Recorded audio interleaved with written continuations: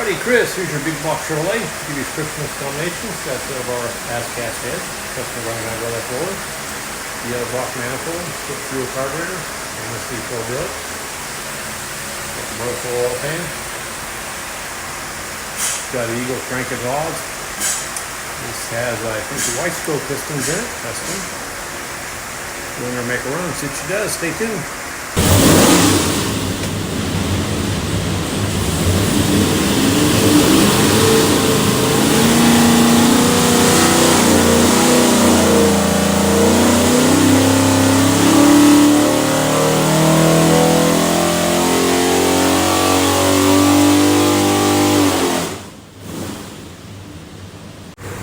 Alrighty, 3,400, 570 foot-pounds of torque.